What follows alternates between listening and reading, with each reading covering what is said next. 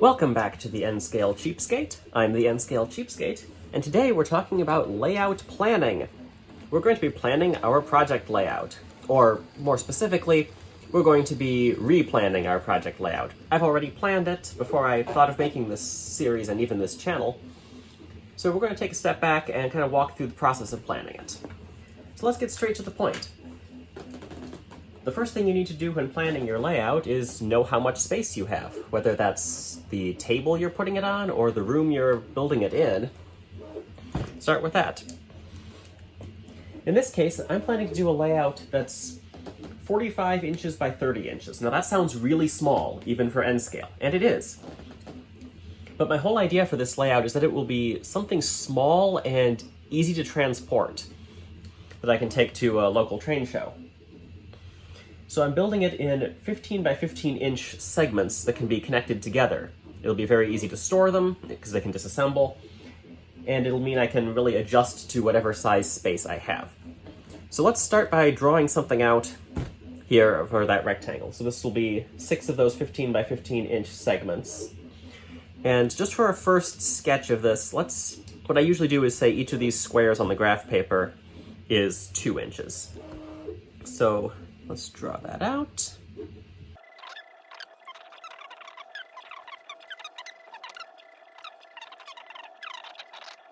Now you may be doing a different type of layout. You may not have to think about some of the things I'm thinking about here of how the tracks will go over the divides between sections. Obviously that adds some complications here, depending on what sort of layout you're planning.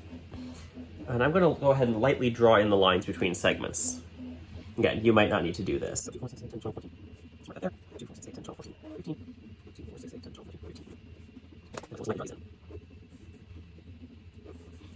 of course, you only come to this step of starting to sketch it on paper once you've been doing some thinking already on what your concept is, unless you think a whole lot better when you're drawing it out.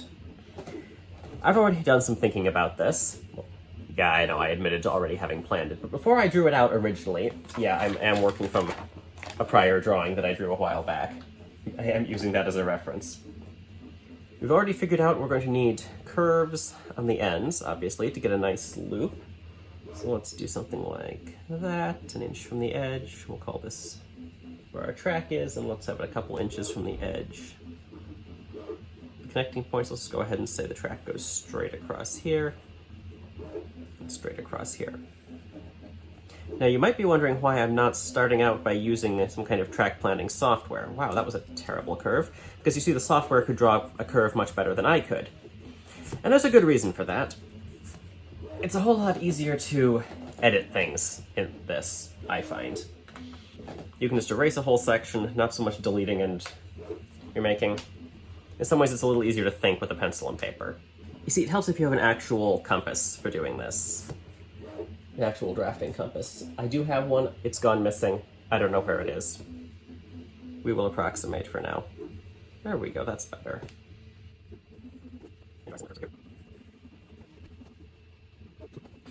So there's our main line loop, approximately. But again, this is a very approximate first draft. We don't have to have things be exact.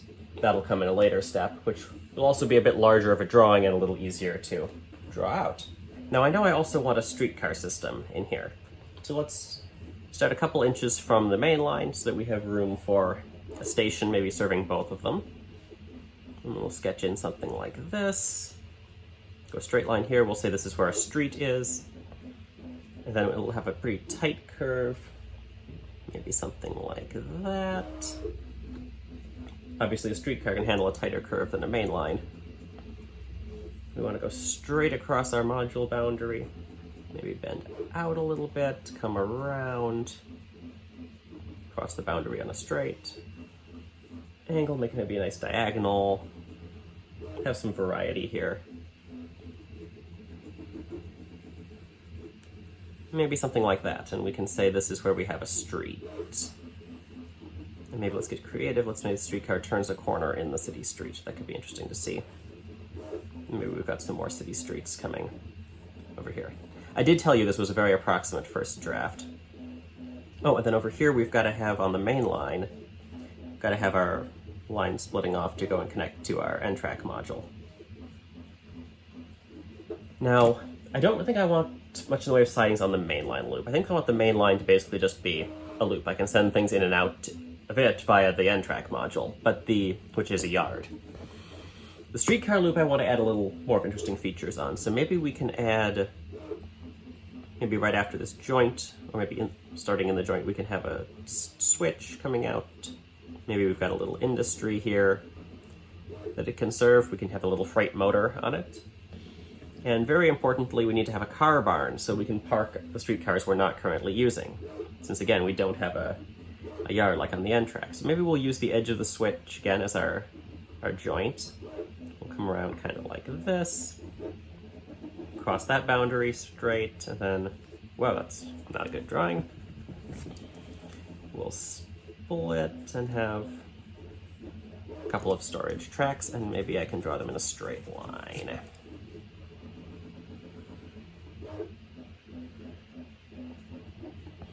Maybe the streets can continue. Now, at this phase of the design is also when you want to start thinking about if there are any specific structures or specific track features or specific scenic features that you want to put into the design, because you need to design around those. To use some engineering terminology, those would be some of your constraints, your boundary conditions. For example, in this layout, I know that I want to fit in this bridge somehow.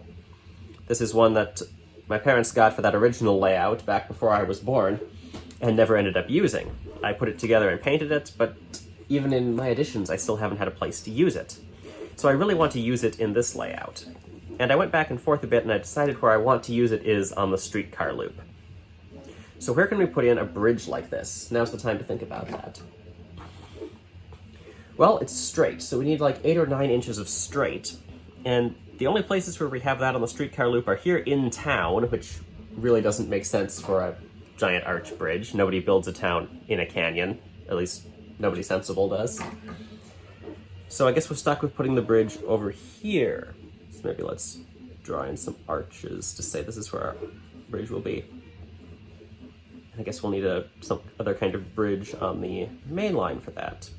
And we'll say there's a river coming through like this. It'll have to get through the town somehow. I know, let's maybe have it change direction. Maybe it flows over here. And we'll have a little culvert for it between the car barn and the street. And we can have just little bridges here at the edge of the station. That could add a nice little interesting feature to both the town and to the other side of the module. We already thought about the station and designing around that. We've got about 5 or 6 inches here of distance for the car barn. That should be about right. Are there any other features we need to be designing around? For me, the bridge was really the only one. But for you, you may have more than one. You may have a bridge or a roundhouse and turntable that you need to figure out a way to fit in, some specific industry you really, really want to have. Those will kind of be your constraint points, and you'll have to fit the rest of it in around those. That's one of the things that can be trickier with track planning software. Not to mention that you already know how to use a pencil, and software may require learning to add in some of these extra details. Let's also take some time to think about elevations at this point. Do we want the track going up or down at any point? Especially since we have this river here, and the bridge is a few inches tall, we'll need to have some room for elevation gain. But will the track gain any elevation? I think the scenicking will be easier and a bit more interesting if we do have some up and down. With the main line, that's more complicated. Because you've got heavier trains on the main line, you may start running into wheel slip, things like that, and limitations on what engines you can do it with and what they can pull. I did some tests on an N-scale trolley, though, and they can handle really steep grades and really sharp curves. So I think the streetcar loop is a good place for elevations here. Obviously, if you're planning a larger layout, you may have a lot more elevation gain in various places. You may want various height differences to add interest. One place I want to do that is here with this car barn. I'd kind of like the car barn to be at a slightly different elevation than the rest of the track. And I think that works out because the car barn track splits off way over here, not right near the track where it's the barn stubs end. So perhaps this section can be a little higher. We can gain some elevation coming around here, lose it again coming down around here. And that could also provide a reason for this S-curve. Perhaps we're working our way down a hill. Perhaps we've got we can model some bluffs, hills on either side of this river, which could help make the valley look a bit deeper. And maybe the main line cuts through those hills. We could have some kind of cut here. That could look cool. On either side of that. Cut. Cut. But maybe the streetcar line goes up and over those hills. So maybe we'll just model in some hill here. Something like this. Now, obviously, this was a really quick sketch. My original design looked like this. You can see on the side I also had some sketching in about how I could fit it into a board, how my supports are going to work. That's the subject of is that the next video? Possibly the next video or the one after next, about how the bench work will work. Various sketches and thoughts like that, and a lot more of a detailed drawing of the layout. Like I said, I'm kind of recreating my planning. So once you have a plan that you like, it's time for the step that may surprise you. Stop. Stop planning it, leave it for at least a week or two, and then come back to it. Just let it simmer in the back of your mind. You're going to find problems. You're going to find better ideas. You're going to find things you don't actually like after some thought. I know this step seems counterintuitive and not very much fun, but it's really important. For me, I actually let this simmer for a matter of months. I think I had this idea back in March of 2024 and drew up some sketches, had some ideas on how to do things, originally had some elevation change in the main line, or was thinking about how I could slope the scenery to create the illusion of elevation change in the main line, trying to figure out some things like this. But never really came to a real conclusion for something I liked. So I let it simmer in the back of my mind, and I think I came back to it probably in September, which I think is when I drew up this sketch, September, or maybe, no, it wasn't early October, it was September that I started sketching up this. So then let it, like I said, let it sit a few weeks, and then maybe come back, redraw something if you've had a lot of changes. So once you've had that chance to do additional thinking and coming up with better ideas, we'll sketch out another plan. In this case, I decided to sketch it out a little larger. I think I probably went for, 1 inch for each square in this case, so double the size, can add a little more detail. As you can see, the streetcar loop has changed a lot. We've shifted the whole town from the front over to the side to be in this corner, to allow us to have running in the street past the station and to have a couple different curves in the street to really emphasize the streetcar portion of this more than the out in the country interurban portion of this. Our streets have gotten a lot more detailed. We have it running in the street shifts over and crosses on a separate bridge before climbing up on the bluff and up and over the main line. The main line is still going through a cut, but we have a retaining wall here separating it from the town. The elevation, this little note shows, is going up here, so the street is actually sloped. The street, the scenery, the streetcar loop are going up a little bit, while the main line stays at the same elevation. We also had to shift where the streetcar loop was a bit to make more room for the station and the street. And as you can see also, there are a lot fewer curves in the streetcar loop. Here's what it looked like before. We had kind of an S curve here and another one over here. But it turned out there really wasn't room for that, and we had to do some modification. I also did some research and discovered I couldn't make the streetcar curves as tight as I wanted, so I had to redraw them wider. That's what drove a lot of the changes. That's also why you no longer see an industry being served on the streetcar loop. I decided to push that to the future, maybe have a different segment that will be on. But you also see that this plan isn't final. I've got a bunch of arrows here showing that I need to move the track and the street a little further up on this plan. I accidentally made them a little further from the main line here than here, and I want that to be the same distance, so that's fairly standard. So if I have a segment that could go between these two segments, it could also go up between these two segments. Keep these distances somewhat standard for potential future expansion. Now this isn't a final plan yet, as you can see. So once you've got a plan that you like in your basic sketch, it's time to go over to the computer and shatter those plans. Because track planning software's purpose is to tell you that you're wrong, that things don't curve the way you want them to, that switches don't fit where you expect them to. So let's go over and have our plans all shattered. Okay, so here we are in the track planning software. I'm using Xtrack CAD. I don't know a whole lot about it, except that it's free and it runs on Mac, and that's really all I was looking for. You may be someone who prefers to do more of your layout planning in software than on paper. I prefer to do most of it on paper. But whatever your preference on that, the really crucial thing that you need the software for is the track itself. Because it's really hard to get curve radii, especially in turnouts, exactly right on paper. Turnouts are a real problem, getting all the endpoints in exactly the right places, the track at the right angles. And especially in this case where we're planning a layout in a small space, you really need to get that right to make sure things are going to be able to fit together the way you think they will.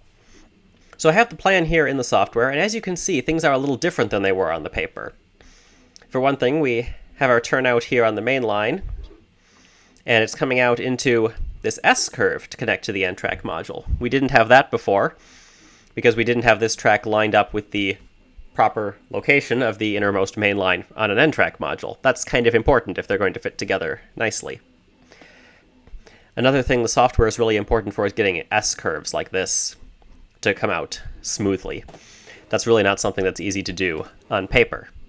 On a similar note, our S-curve on the streetcar loop has turned out a whole lot milder than what we originally had, just due to space constraints. Our curves in the city streets have been set at 4-inch radius, because that seems that most of streetcar interurban chassis are designed with a 3 3/4 or 4-inch as the absolute minimum radius they're designed for. And well, my existing streetcar that I have could get around a 2-inch radius. I tested it. It can. I think I've heard that that model specifically has been put around curves that use a silver dollar as the inner radius. But I probably am going to have some longer things in the future that I want to be able to fit in. So we went with a 4-inch radius curve in the streets. Similarly, we have a turnout here on the streetcar loop coming down to the car barn, which is now over here opposite the town, which will be at this end. We now know the dimensions of our Y switch here. So it's fit in. And it allows for what we wanted with this, where the track can slope down, keeping the car barn at the same height, and have a bit of grade separation here to add a little more interest and visual separation. We also have the outer mainline curves set to a decent radii for those. I believe we have, 12-inch radius. That's respectable. Not great, but respectable. It shouldn't cause any problem for our trains. And we have the proper dimensions for these little short tracks, these short straight tracks that we'll have over the joints connecting the segments. So now that we have a track plan that we're happy with, converted into a track plan we're happy with that actually will work, it's time to move on to making the final design. You may want to do that in the software or on paper. We're going to switch over to paper for this. So let's walk through what we have here on this final plan. Obviously, we still have in brown those markings for the separations between segments, because of how I'm choosing to build this layout. The simple pencil lines, we have the main line loop, and the spur coming off of it that will connect onto the N-track module over here. And then also, in a simple pencil line, is the streetcar loop. Our S-curve got reduced to this little zigzag around the curve, uphill and around, with our spur, of course, coming over to the car barn. In gray, we have the road coming in from here, over the main line, grade crossings with the car line and the car spur to the car barn. We cross a bridge next to the streetcar bridge, and then we have street running. But then we also get side streets coming off to get a few blocks of town. And with one street coming out paralleling the river, which went under the bridges, we then have this drop off here in the valley. The river is just kind of at ground level, just barely below through most of this section. And then we kind of have a drop with a waterfall here to get into our deep valley to go under the bridges.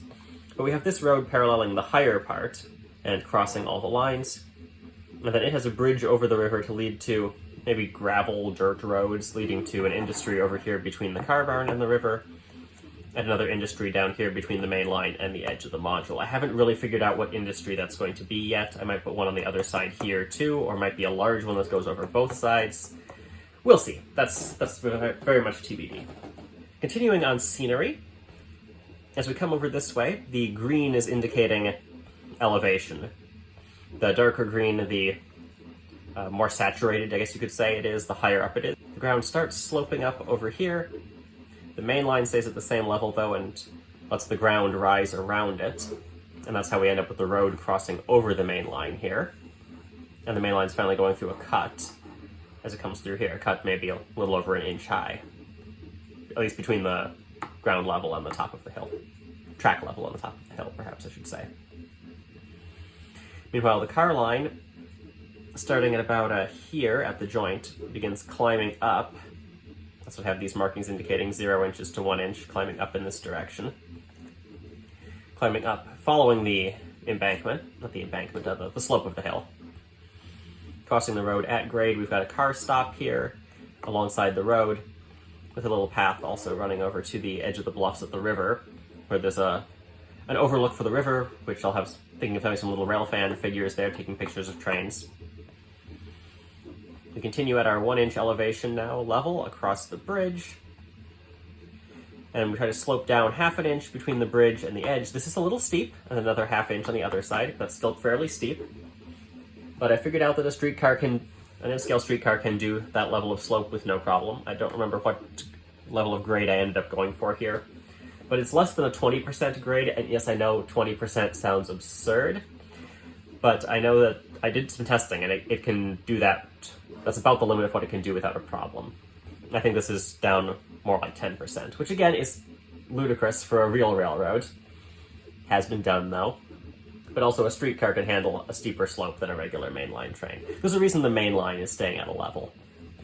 As you can see, this orange is the retaining wall, holding up the scenery in the town, the track, the road, as they're sloping up, and separating it from the main line that keeps the same level all the way. We have town blocks here, we'll have a car stop here.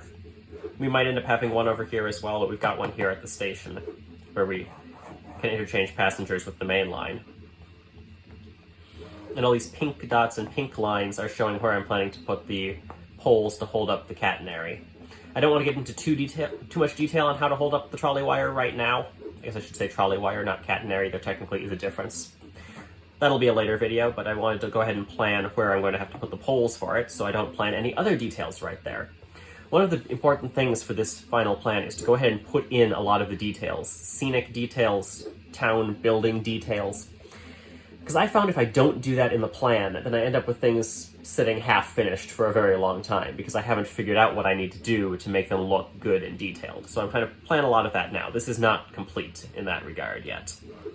I've just started a few of those, like the car stops, the poles, the overlook on the river, the parking lot here with a path going down under the bridges for a fishing and swimming spot in the river. Figuring out what the industries are still has to be done, for one thing. And I'm kind of making a list of what buildings are going to be in the town, and then have to figure out their sizes and where I'm going to put them. Right now I just have marked as town block-ish, housing. Now you've probably also noticed the yellow and red markings here in the track. Those are insulated joints versus power connections. So I have power routed to each segment. Yes, the tracks will be connected between the segments, but I don't want to have to trust that removable connection between the two segments to be a good power transfer between the two. So I want to make sure I have a power, whatever you want to call it, a power drop, power connection in each segment. And that's the yellow markings. We have a yellow marked, this connection is where I'll have wired joints, with the yellow X being approximately where we'll have a hole to drop the wires down under the layout to connect them into the wiring system. My plan is to have the wires kind of run down the middle and be able to plug into each segment. And then red, of course, is the insulating between segments. So technically each segment, on each main at least, should have one insulator and one power connection. Now these modules are going to need some switches to control, and by that I mean electrical switches, to control things. The main line I think will be controlled by just a simple on-off switch on my control panel. But these individual lines that that are kind of spurs that won't be being used as much. I think I want to have switches on the module, the segment itself, to control those, because they're not going to be used as much. So it's not worth running their wires all the way down through the main system to the control panel. This could grow to be more than a few feet. And we don't want to have to run extra wires. It gets complicated, and it costs something. So I think we'll have some kind of way to do a switch on the edge of the segment itself. We'll get to that when we start worrying about wiring. For now, we're just figuring out which joint that's going to have to be at and where we're going to drop that wire. Since we'll have to remember to drill that hole and conceal that in the scenery. Editor here, I realized I forgot to mention that since we're ready to move on to actually building this now, I'd like to get your input on which of these 6 segments of the design we should start with first. So I have a link to a poll down in the description, so click that and give me your input. Back to the video. So once we get some more details figured out, and if you have ideas for details, definitely feel free to drop those in the comments below. I will credit you if I use them. I think now that we have this plan, though, we're ready to start building. Tune in next time. Thanks for watching, and if you don't want to miss next time, you know what button you need to click. Until next time, have fun with your railroad, and God bless.